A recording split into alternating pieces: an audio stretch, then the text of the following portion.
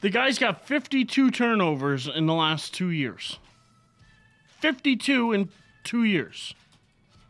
Not even starting every game. Not playing every minute of every game. He has 52 turnovers. How do you bring that guy back? And how do you bring back the coach who keeps putting him in the lineup? Well, I think you look at that team, and there's a lot of different ways you can tell yourself you can fix it. There's a lot of different ways you can do that. But to me, the bottom line of the fact you got to improve your offensive line. You got to get back to being able to run the ball. You have to get some type of weapon on the outside of Santonio Holmes, who, when things don't go his way, just obviously seems to lose all interest in being a good teammate, which hence why Pittsburgh traded him for a 5th-round pick just a year after winning MVP of the Super Bowl. I mean, Pittsburgh knew what they had. They knew they had a guy with a lot of talent, but no team philosophy in his mind. You know, I look at the way the Jets handled things this offseason, and I don't know how to really look at it because I don't get how a general manager gets fired but not the head coach, considering the head coach is technically a part of who the general manager decides to bring in. You know, I get the firing of Sperano because the offense just had nothing to it this year. The offense had nothing to it the last few years. Again, that's not Sperano's bad. It's the Jets' offense bad. Well, I understand that, but at the same time, as an offensive coordinator, you got to look at your team and what they can do good and help them do it good. The problem is they can't do anything good. All right, well, they then can't do anything well. They don't run the ball well. They don't pass well. They don't have any receivers. They don't have much of anything on offense.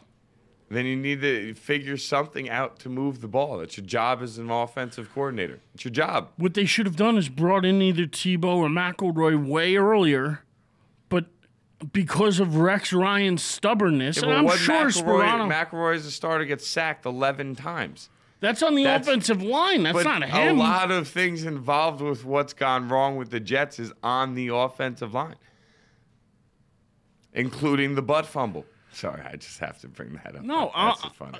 Even still, they have way more problems. Sean Green is not a full-time running back in the NFL. They don't have any receivers. They don't have anybody. Part of the reason that you can't get the ball out of your hand as a quarterback and you get sacked 11 times because nobody can get open.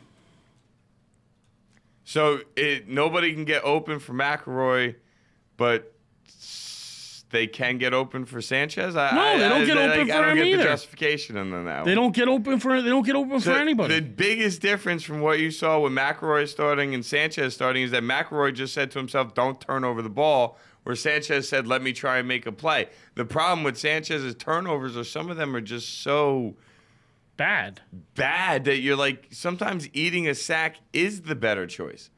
But eating 11, I have a hard time believing that was the better option. I have a hard time believing that Tim Tebow didn't deserve any playing time at all this year either.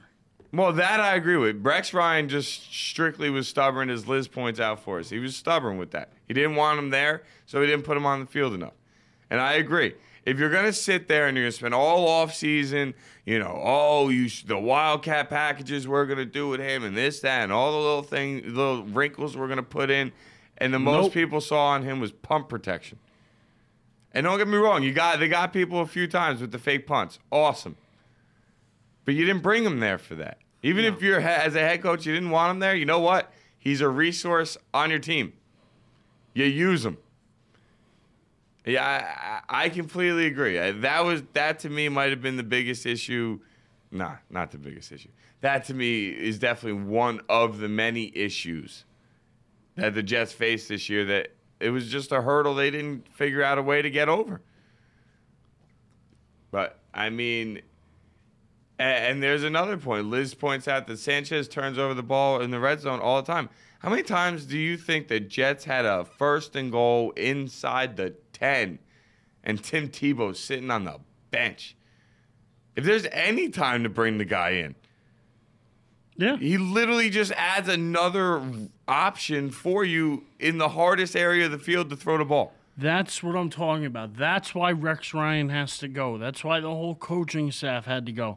When you refuse to use the talent that's on your team because you're too stupid and too stubborn to use it. That's the problem. That's why he can't stay.